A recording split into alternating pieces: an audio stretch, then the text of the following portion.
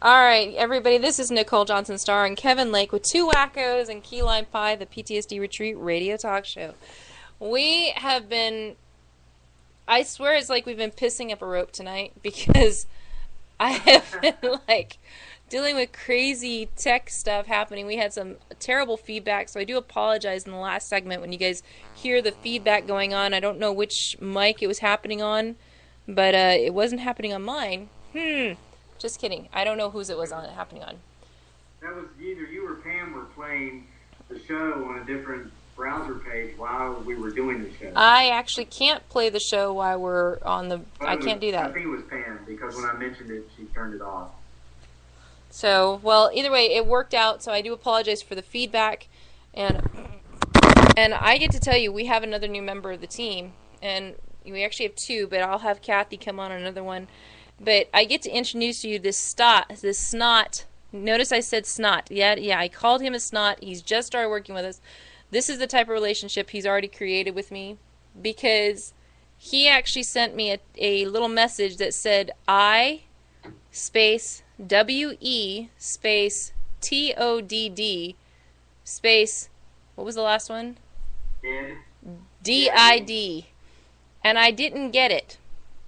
And then he says, say it out loud. And this is right. If Kevin, if you and I had been talking, I would have said, we, Todd did. And you said it. I heard you say it when you read it out loud. I was like, he hadn't sent me that, what he sent you yet. I was like, why are you calling yourself retarded? I'm not retarded. But when he did that, I was like, I hate you. I already hate, this guy is already like brother status. He's family already. So good, man. So is he there with you? He's in Arizona. But let's go ahead and introduce him instead of talking about him, because he's sitting here listening to all this.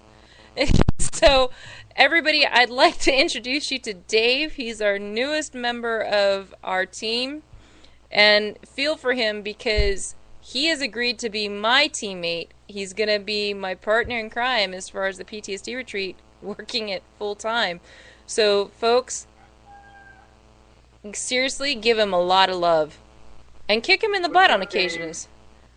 Dave. How's everybody doing? We were better before I found out I was retarded. Well, if you laughed because it was true, then we feel for you, Nick. Yeah, I can't wait till you get here. That is a very smart move, Kevin. Well, you gotta remember, Dave, Nicole's probably told you, I live in the Philippines, and the cultures are so different. Sometimes I say things that are not acceptable back there in the States when I call in, because you guys have this thing called political correctness or something. It's taken me 3 years to get over it, but it's like an illness that the Eastern Hemisphere laughs at us for and views it as a great weakness that's just destroying our society, or allowing them to take over our economy and all that. Anyway, I won't go down that road, but anyway, yeah, so I've learned to say no comment when I have that feeling in my gut that I might not should say what I feel like saying. Yeah, Dave has not developed that.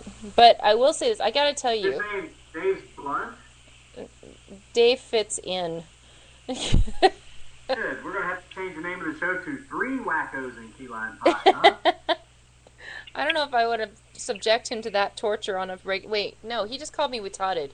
Yeah, we can subject him to that. Bring it.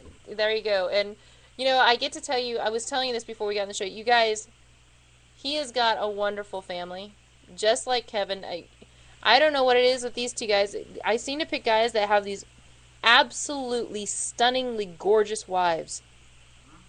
Hey, what we lack in good looks, we make up for with intelligence and personality, right, Dave? Yes, in your wives.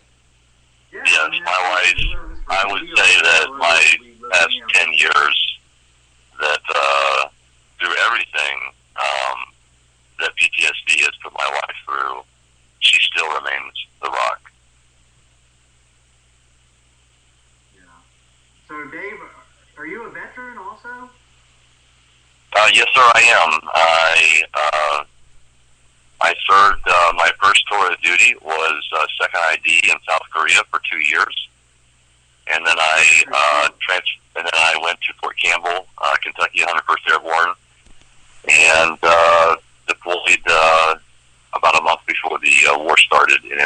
2003. I believe I touched down, I think it was the last day in February. And it's been a journey ever since.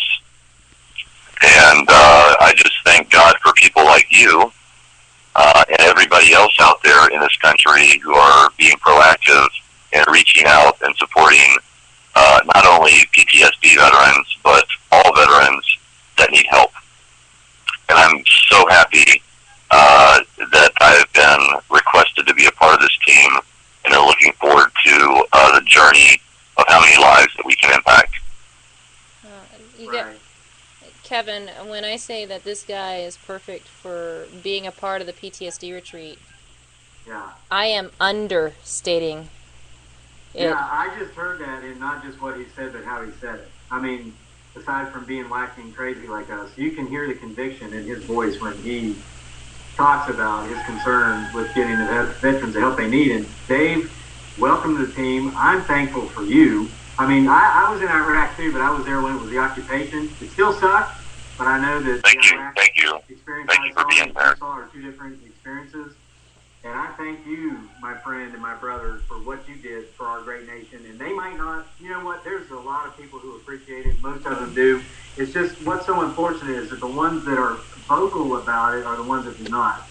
I appreciate you, and it's veterans like you and like Nicole, who was in Afghanistan and who's still in the military, that inspired me to take a good portion of my time away from my fictional writing and kind of devote that skill I feel God's given me toward helping veterans, bring about awareness.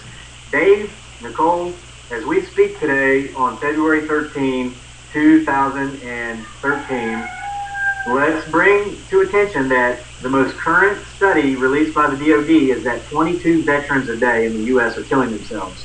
Yeah. And that's... Guys, there's only 3 of us, but let's do what we can to help everyone we can so that next year and the year after that and the year after that, when the DOD reports those numbers again, they go down. Let's make sure it's less than 22. Yeah. You know, you want to do that, Dave? You want to form a partnership today, Dave, that me, you, and Nicole will do everything humanly possible to make sure that the number 22 is a lower number next year when that's reported? No soldier is forgotten. Say that again? No soldier is forgotten. That's right. No soldier is forgotten. That's right. And one a day is too many, let alone 22. Dave, did you hear the announcement earlier about Joe the plumber? Let's say that one more time, please. Did you hear the announcement I made earlier about Joe the plumber? No, I did not. Okay, well, this is an example of what one person who's motivated and who cares can do. You know, I've written this book. I'm always marketing it. I make 50 direct marketing contacts a day on top of reading and writing. I'm up at 4 a.m. This morning I was up at 3 a.m. because we had to do the show. Long story short, the hard work's paid off. Today, before calling in for the show, I Skyped for 1 hour and talked to Joe the plumber. You know Joe the plumber, right? Right. Okay, well, I'm now a contributing author for his website, Joe for America. He's partnered with us to bring awareness to the veteran suicide rate in the U.S. So it's not just me, Nicole, and Dave. It's me, Nicole, and Dave, and everyone we know, and Joe the plumber, and the tens of thousands of people that he knows and that he can reach. So we're creating a chain by working together. We just got to keep doing it. I mean, Nicole and I were sitting here having this radio show before Christmas, and no one was listening. I mean, there might have been 2 people listening, her husband and my wife. And my wife was just acting like she was listening. Because, you know. But today... So I shouldn't expect to see you guys on the Oscars? No nomination? You know, it's probably a good thing that we are not on the Oscars because we might overshadow it because there's a lot of veterans that deserve to be heard. You're right on that, definitely. Working together, we can turn a whisper into a scream, and we can make sure the people are hearing. And next year, when the number is released, it's going to be less than 22 a day. If we have anything to do with it, that was well put. That was very well put. Yeah, and I'm going to add to that. Not only are we going to lower that number, but my commitment is that we lower the symptoms of PTSD by teaching everybody how to deal with PTSD and how to be prepared for it, and give them all the tools that they can. We don't need veterans. We don't need soldiers on medication. Amen, sister. Soldiers deserve to stay strong, not be zombies, not be hooked to meds. Last time I checked, there was still a job to do, and we don't deserve to be letting our soldiers go, and we shouldn't be cutting them out anyway.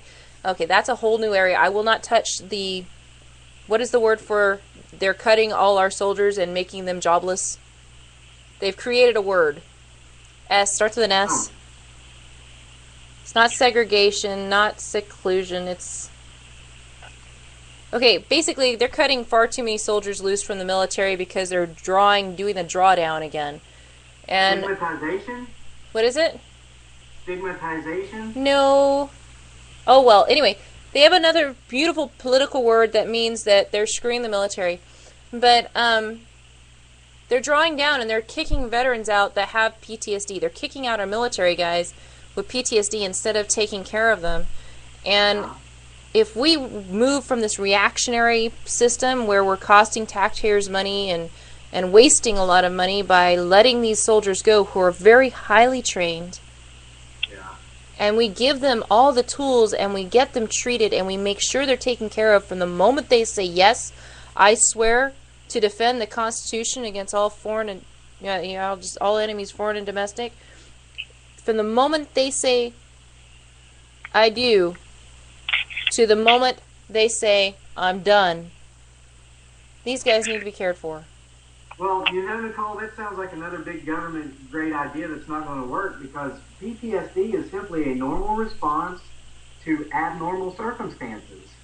And that's why I am not big government.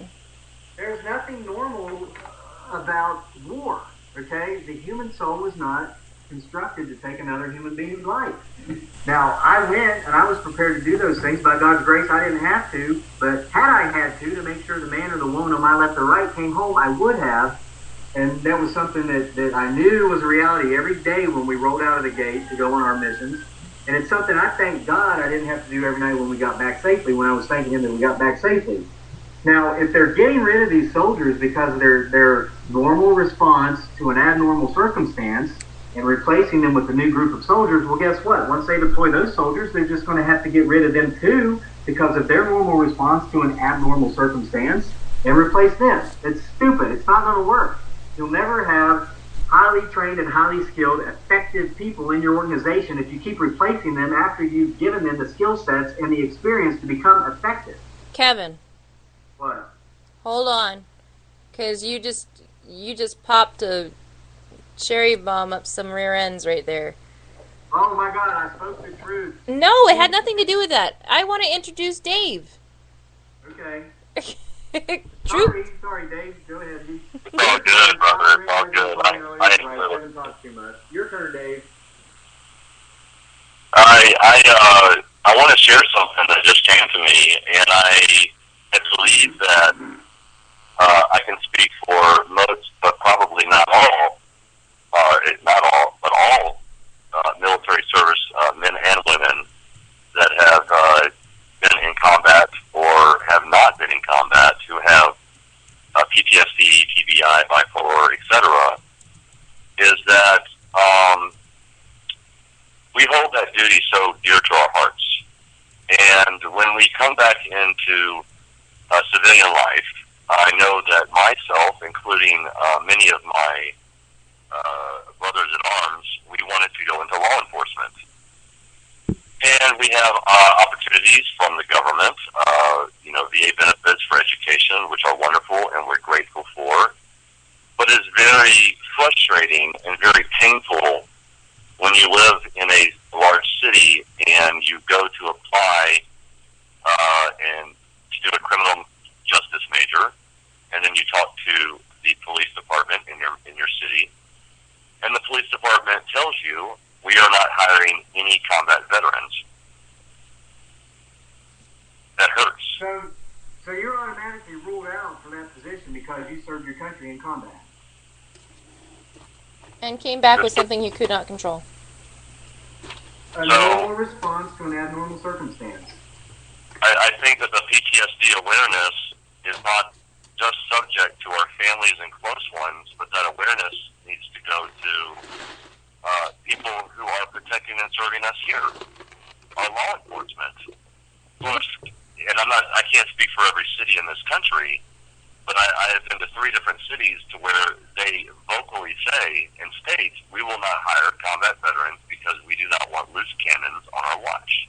Well, that's interesting because I know so many veterans that are serving honorably still on the police force. And I will tell you this, if any police station has having issues with PTSD, we will come and help you guys with PTSD because you guys are our brothers here serving to protect our families while we're away. So our police officers deserve to have that same training. But you're right. To hear that they're putting that out there, I'd like to know where that came out because there are a lot of veterans that are combat veterans working for police stations. And you guys, Dave, you just brought up a good one. Right now, they're trying to use PTSD to affect the gun control laws. And they're trying to say that soldiers who have PTSD or individual veterans that should have PTSD should not be carrying a weapon. I'm sorry, I totally disagree with that because you know what? If that's the case, Hey, may I interrupt you real quick on that note? About a month and a half ago, when all that was going on, I went to my psychiatrist at the VA, and I stated, and I actually asked him to put in my medical records that I no longer had any firearms. yeah, I don't think that. We feel that stress. I mean, there are veterans in this community here in Phoenix that are scared that the government is going to come take their weapons because they have been diagnosed with PTSD. Yeah, there's a lot of veterans all over the country. I know of individuals that are actually saying they're done. They're leaving the country. They are going to leave the country. Oh, yeah. I mean, look, we've got Kevin here. So. I mean, I live in the Philippines, and now, listen, Dave, originally I never left. I've been coming here for the last few years. I finally just decided to stay full time. And people back home always ask me, hey, when you coming home? And you know what makes me homesick, Dave?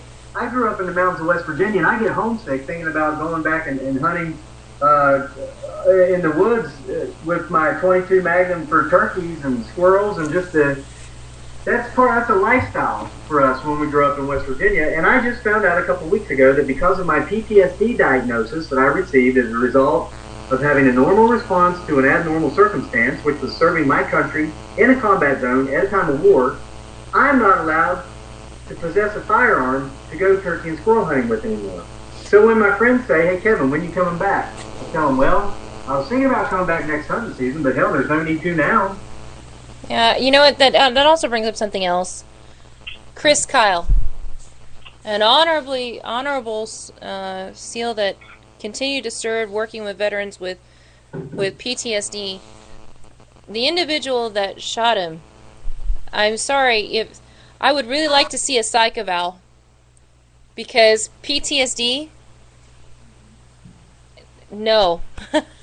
There's got to be more to that guy than just PTSD because I have PTSD. Paranoid schizophrenia. PTSD veterans do not strike other PTSD veterans. No. Exactly. We take care of our family. I've never seen it.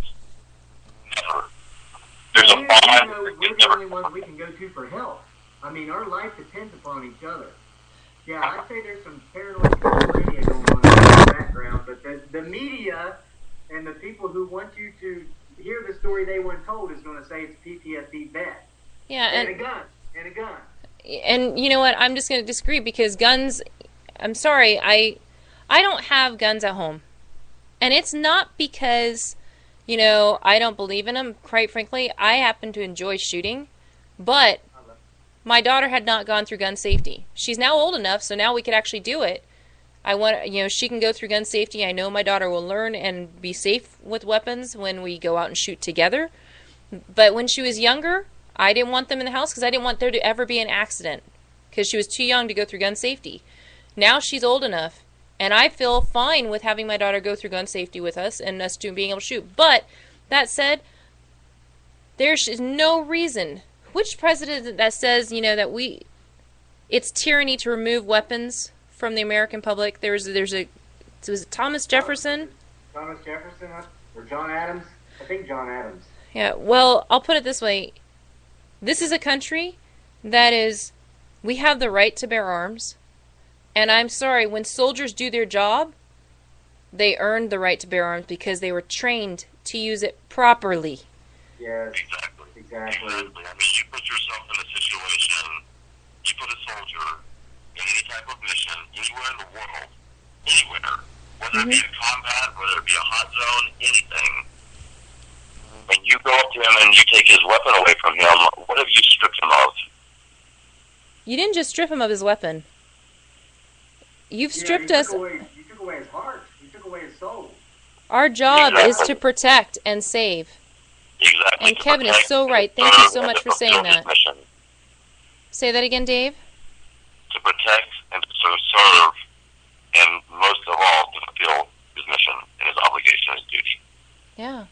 And Kevin was right. He just said it took away their heart and their soul. Yes. I don't know a single soldier that would ever do something like this underneath PTSD. Because... Well, they teach you when we're in our training, basic training, you cross the river, what do you do with your weapon? You hold it high above your head. You fall in the mud, what do? You get muddy as crap, but you make sure you hold that weapon up so it's still functional. I mean, you treat that weapon like it is your child. And we develop that relationship with our weapons. And then we come home from keeping the people safe, keeping the 330 million Americans safe, the 0.5% that serve, come home from keeping the other 99.5% who never serve safe. And now our government's saying, hey, thanks for your time, we're done with you. Oh, here, let me have your weapon. Oh, but no, not just your M4 that you used over in Iraq or Afghanistan. We're going to come in your house and take your hunting rifles, your skeet shotguns, your pistols that you use for, for staying current. You have. Give it to us. Yeah, and you know what? It's not just that. They are saying that you no longer are fit to serve. You no longer are fit to protect our country. You are no longer fit to do your job. And I'm sorry, that is not the case. And I know so many Americans that know I love the Americans that I know. But I know individuals that could not handle a rifle safely. I know individuals that should not ever touch a weapon. Having their weapons, they don't have PTSD, but Lord Almighty, I would not trust them with a water gun. Let alone. I'm sure we all had some stories, including the listeners from stories from the range. Yeah, muzzle awareness. Hello, I mean, but that said, my daughter actually wrote a story. My daughter now has an online news that she and her friends are putting together, and what scares me is they have actually written about this. They actually made up a story using chickens and cows and stuff like this, but they're using the news to write their stories. And sounds like Animal Farm by George Orwell. That's my daughter's following that, and it scares me because she actually brought this up in her stories. She said, we were talking. She started reading me the story, and it sounded just so much like the teachers in the schools, having weapons. She brought it up, and I asked her, I said, baby, since you've brought up this story, and you're telling this, she said that, hold on just a second. She said, that,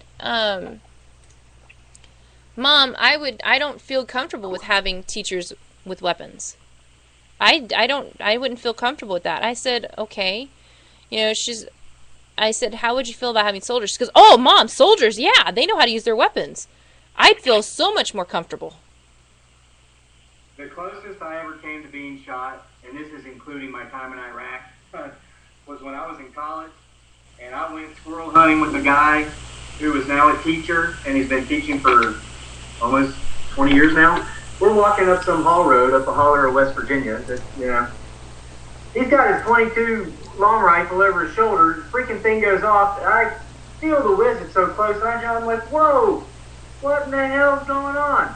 He says, oh, I wanted to find out if the safety was on or not, so I just pulled the trigger. Yeah. Natural selection. Amen. But now there are what was that, Dave? Telling the soldiers to stay away from the schools. Say it one more time. I said, I'm glad that you're still here. Yeah, no kidding. Amen. I survived the war, but I was almost taken out by a future teacher of the American public school system. You know, I understand why parents are pulling their kids out of the public school system and homeschooling them. I seriously, and quite frankly, I love the fact that they're homeschooling them because they're spending more time with their kids who deserve that attention. But I totally get why people are doing it. It scares me the way things are going. When she's going to be 12 tomorrow, by the way. My daughter's turning 12. So on public radio, Yana, babe, happy birthday. It is early. You've got 3 more hours, officially before you turn 12. But in the Philippines, you're already 12. So, that's right. Happy birthday. Happy birthday. And when the kids her age are reading the news and making stories out of this, she's making up stories and putting it in characters because she didn't want people to know. They won't even advertise their website because they're afraid of what will happen to them. This is a kid. Nicole, I have a friend here in my town in the Philippines who's an American, and he's married to a beautiful Filipina, and they've got 2 beautiful children, a boy and a girl. They're like 12 and 9, I think. They lived in America once the kids were born, and they moved here about 3 years ago. And I was talking to the kids the other day. My buddy owns a restaurant. I go in there for lunch all the time. And I asked the kids, I said, where do you like living better, here or in America? And they said, here. I mean, they didn't even question it. Mm-hmm. And I said, well, that's interesting. Why is that? And you know what they told me? They said, we feel a lot safer here than we do in America. And I've never heard a kid that had been both places have an opinion either way on the issue, You knew I grew up overseas. And you know exactly where I felt most comfortable. I mean, you've heard me talk about that before. Oh, yeah. Well, and our State Department says don't come to the Philippines, and if you do, definitely don't come to Mindanao because of all the terrorist networks. They're going to cut your head off and put it on YouTube, yada, yada, yada. But here are some kids who spend most of their life in America saying they feel safer here on the island of Mindanao. I just gave away my location, but it's a big island. We're as big as the state of Maine. But this is supposedly the most dangerous part of this country, and kids feel safer here than they do in America. Frankly, I do too. I'll just put it out there. I love America. I love my country, and I would fight to the death to defend her again. But no, you can't. You're not allowed to now. I feel safer here than I do in America. Kevin, you are not allowed to. You have PTSD. I'm not allowed to have PTSD? No, you're not allowed to serve and protect this country anymore. You got PTSD.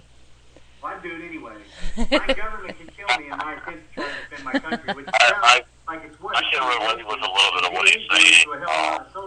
Hold on, Kevin. Hold on. What was that, Dave? I can relate with what he's talking about.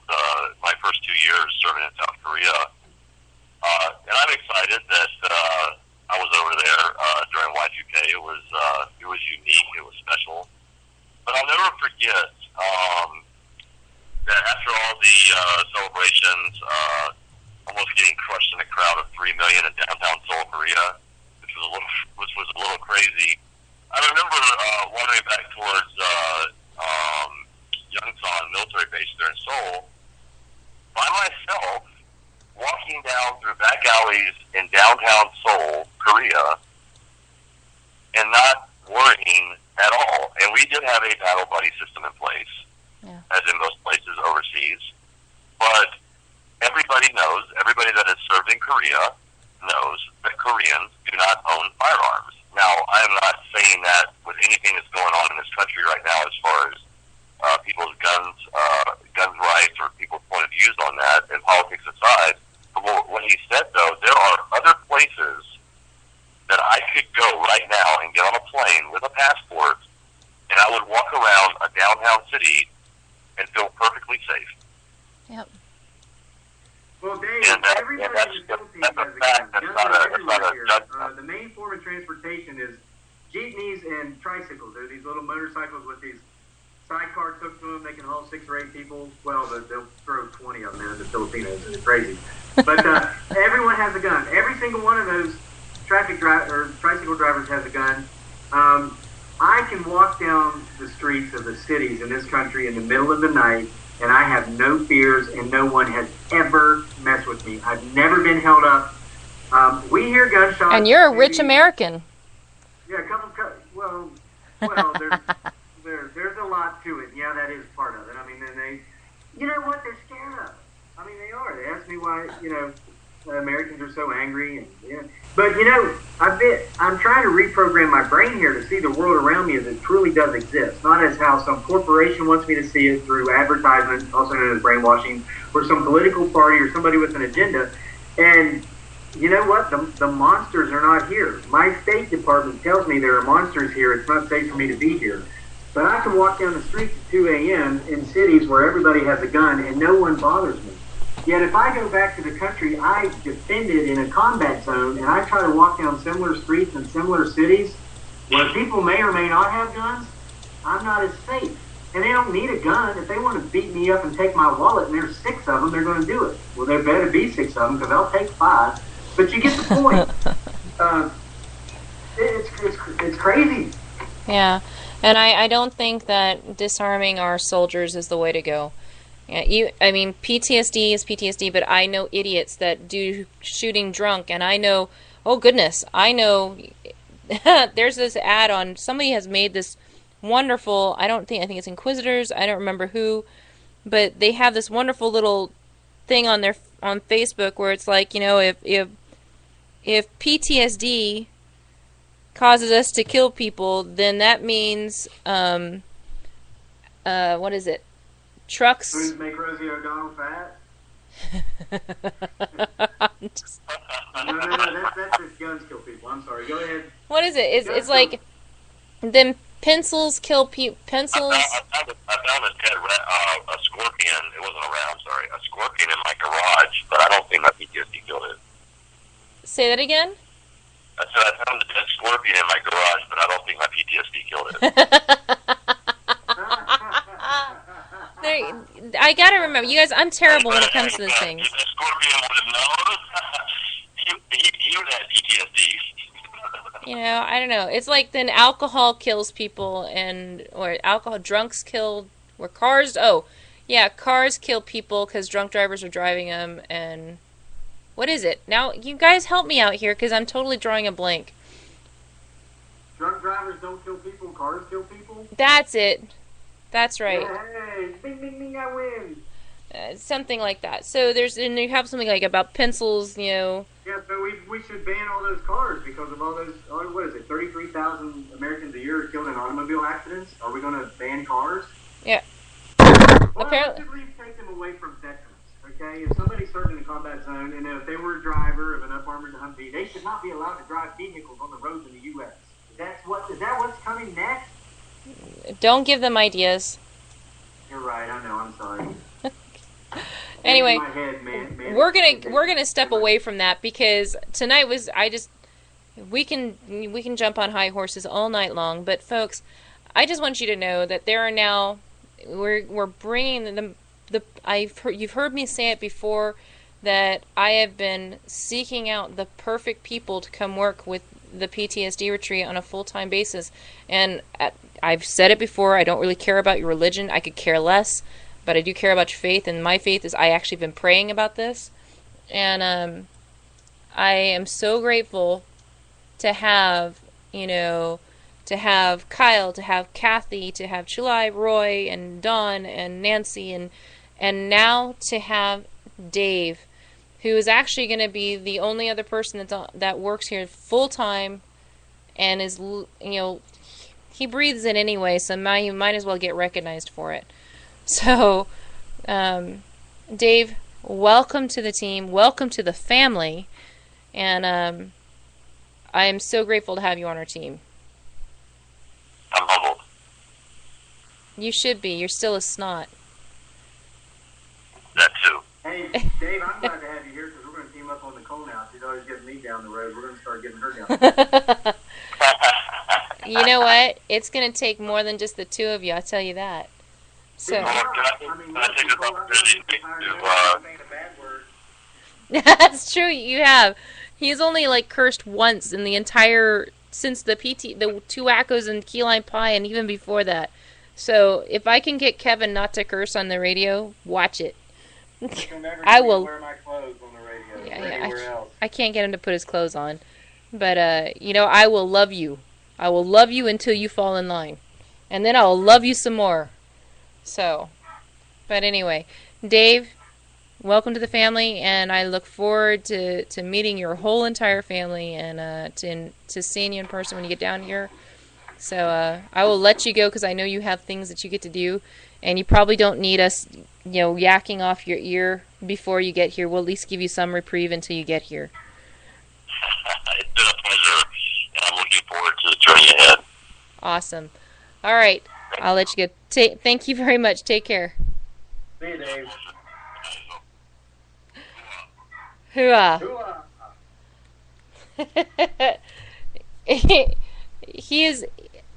He fits right in. Last night it was we made it official, last night, and we went rounds until like 2 a.m, and I'm like, dude, get off my computer, and he's like, you get off my computer, and I was like, crap, man, he's gonna call me on my stuff.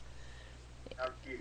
So and he's been throwing dish and stuff at me just as much as he is encouraging, and as much as this guy has been studying PTSD now for like 6 years, and he has been doing nothing but eating, breathing, sleeping PTSD and helping people. And you guys, you hear Kevin and I, we joke a lot, but our passion is there, and Dave's got that same passion, and he's just like the rest of the team members, and it's nice to finally have a teammate that says, Nick, when you say go, I'll already be on the plane waiting for you.